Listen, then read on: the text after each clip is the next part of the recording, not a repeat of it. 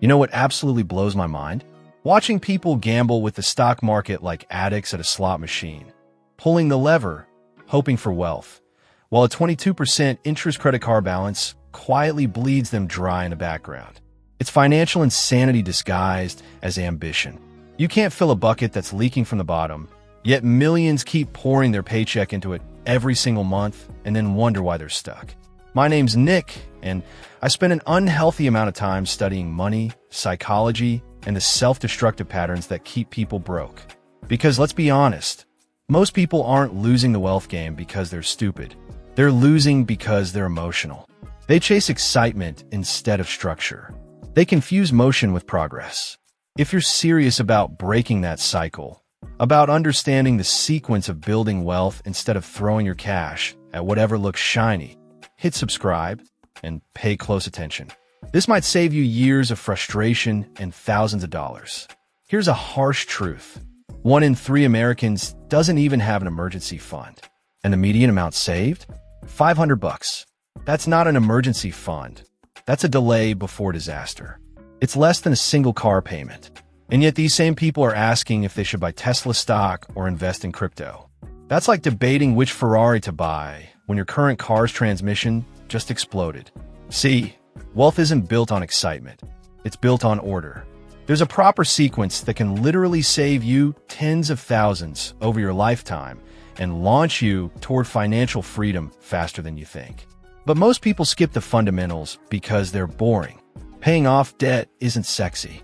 Building an emergency fund doesn't get likes. But skipping these steps is like decorating your dream home while the foundation's cracked and the roof is leaking. It's financial vanity built on sand. Every month you delay paying off a 22% credit card is a month where your debt grows faster than any realistic investment could.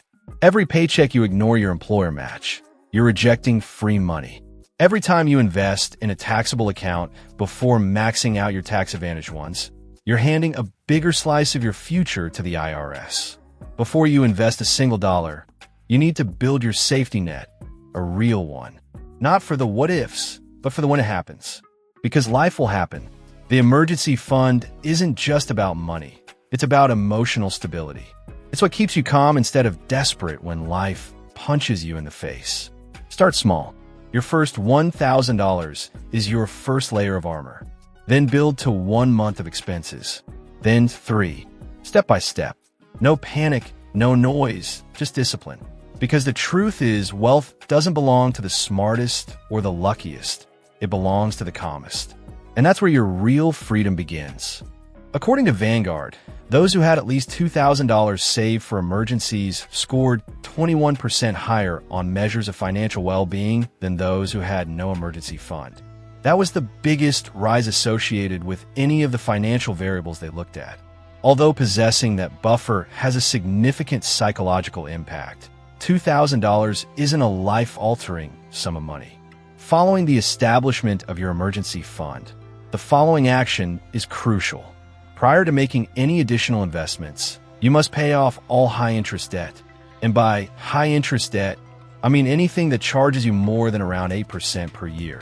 However, the cutoff point may change based on the state of the market. The clear antagonist in this situation is credit card debt. Automobile credit card debt is a financial disease with average interest rates above 22%. It expands more quickly than practically any acceptable return on investment you could hope for. Therefore, it would be like attempting to run a marathon with a rucksack full of boulders if you were to carry credit card debt while investing.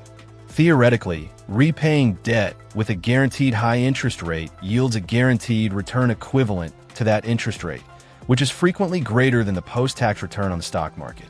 Allow me to put this in context. If you merely make the minimum payments on a $5,000 credit card debt with 22% interest, you'll pay almost $2,800 in interest over 5 years. That sum of money may have been used to your advantage rather than against you. In essence, you're getting a guaranteed 22% return on every dollar you spend to pay down that debt, which is higher than Warren Buffett's long-term average. The method for effectively paying off debt is simple. List every debt you have, along with the interest rates and minimum payments due. After paying the bare minimum on all of your bills, focus all of your remaining funds on the obligation with the highest interest rate. The debt avalanche technique is the one that, mathematically speaking, saves you the most money. For psychological reasons, some people favor the debt snowball strategy, which pays off the smaller bills first. Nonetheless, the avalanche method is more effective. But this is when things start to get interesting. As I mentioned earlier, there is a significant exception to the general rule that debt should be paid off before investing. Furthermore, it's so crucial that it really becomes the following phase in our ideal investing sequence.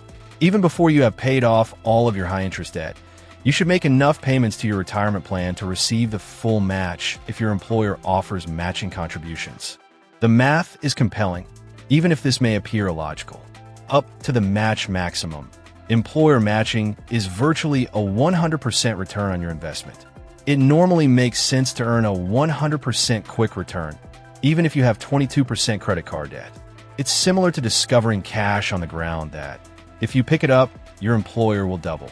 Here's a common illustration. Up to 6% of your pay, your company may match 50 cents on the dollar, contributing $3,000 to receive the full $1,500 match. If you make $50,000 a year equates to a 50% immediate return plus the growth of your investments over time. That kind of return cannot be guaranteed by any other investment opportunity. The secret is to put in just enough effort to win the entire game. Next, use all of your remaining funds to settle high-interest debt. You can raise your retirement contributions after the debt is paid off. This approach reduces the amount of time you spend paying exorbitant interest rates while optimizing your assured profits. However, there is a crucial disclaimer regarding employer matching. Well, some businesses offer vesting schedules that specify how long you must work for the company in order to retain the matching funds. Make sure you comprehend the vesting timeline if you don't intend to remain at your current position for very long. Nevertheless, the instant benefit of employer matching typically outweighs vesting requirements. Your financial house is built on the basis of an emergency fund, debt eradication, and employer matching. Everything else you do with investment is just building on sand if these components aren't in place. After settling on those fundamentals, we enter what I refer to as the tax optimization zone. And this is when the intriguing part begins. The majority of people really screw this up because they're distracted by shiny things and go straight to taxable investing accounts when they ought to be making the most of all of their tax-advantaged options first. We will now discuss how to optimize your personal retirement account. And this is the reason. Prior to contributing more funds to your employer's 401k, do this. Compared to most workplace plans, your IRA usually has far lower fees and offers you much more control over your invested decisions. A limited selection of pricey mutual funds with management fees that can eat away at your profits like termites in a wooden house are the hallmark of corporate 401k plans. As you're aware with an IRA, you can invest in low-cost index funds and ETFs that charge fees of just a few basis points instead of the 1 to 2% fees common in many 401k plans. That might not sound like much, but over decades, those fee differences can cost you tens of thousands of dollars. It's the difference between keeping your money and slowly feeding it to fund managers who drive nicer cars than you do.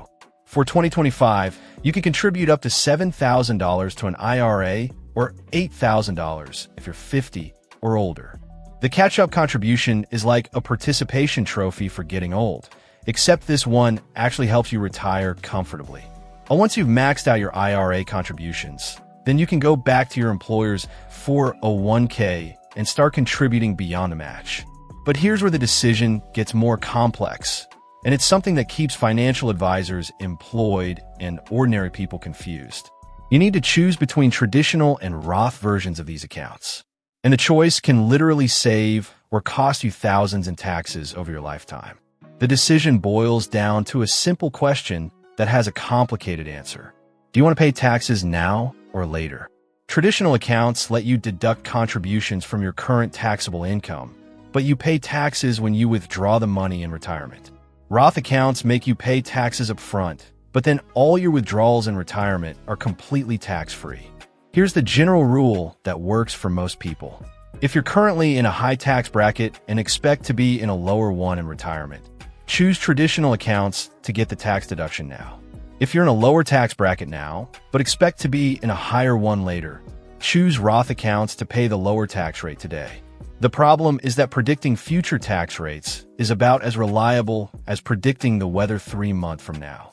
Young people starting their careers should probably lean toward Roth accounts because they're likely in their lowest earning years, and tax brackets will probably only go up from here.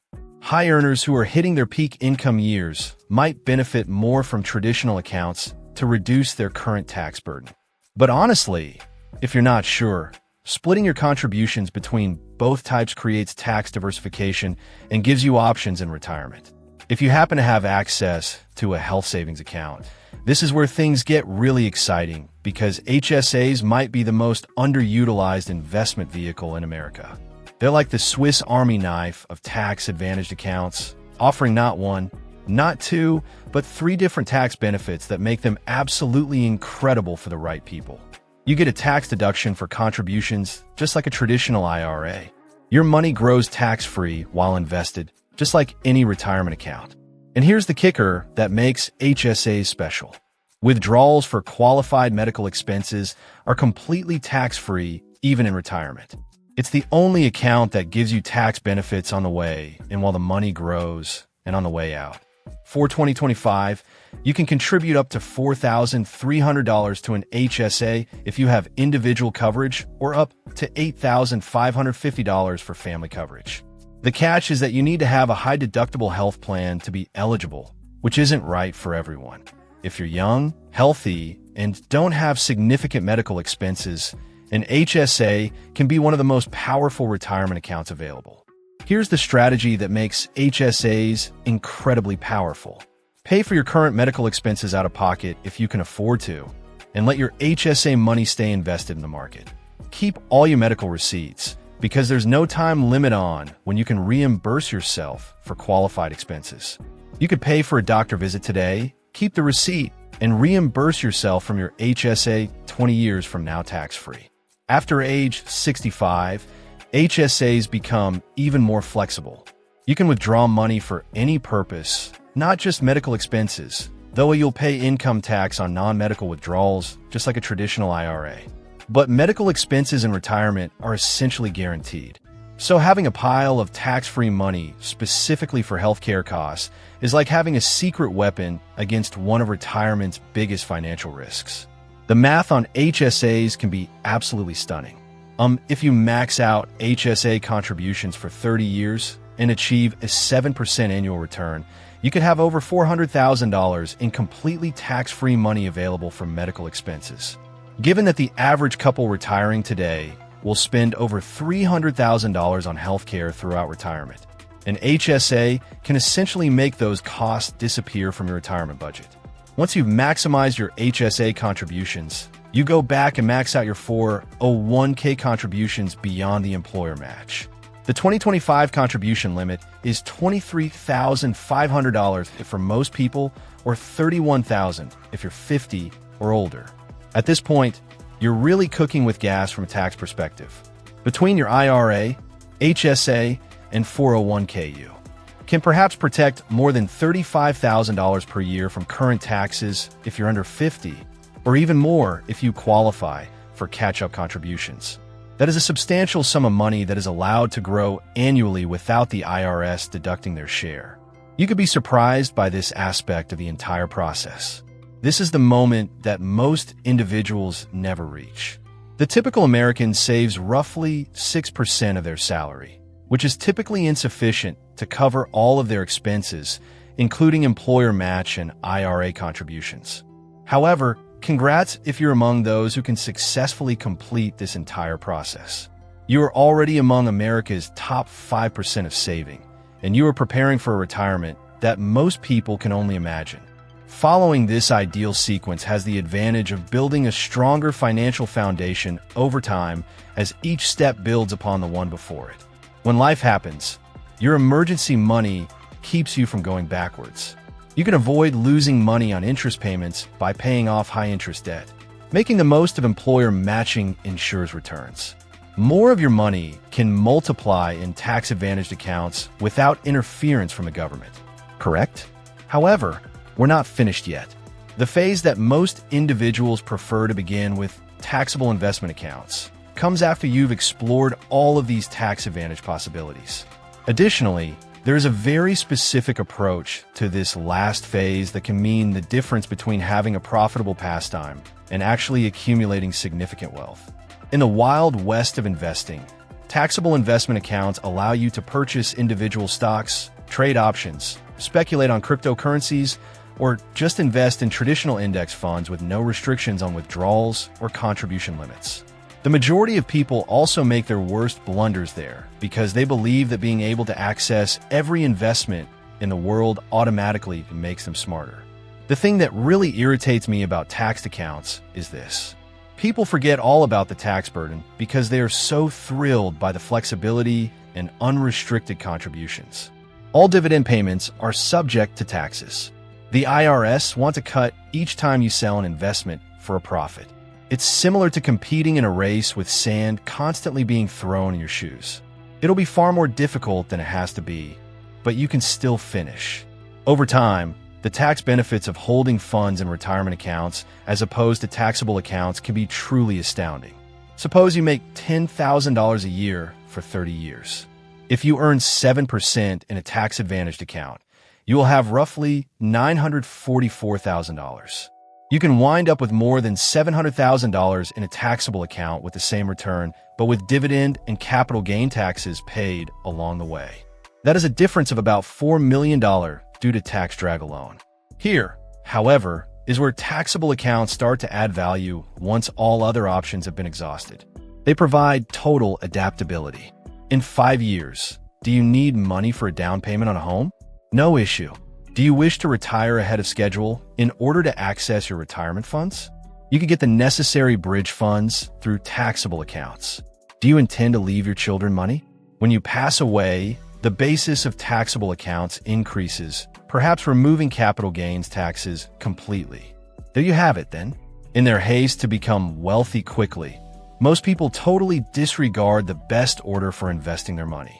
IRA, HSA, employer match, emergency fund, high-interest debt for a 1K max out, and taxable accounts come last. While everyone else is busy attempting to choose the next Tesla, you'll be accumulating wealth if you follow this procedure. Your future self will appreciate you taking care of the tedious tasks first.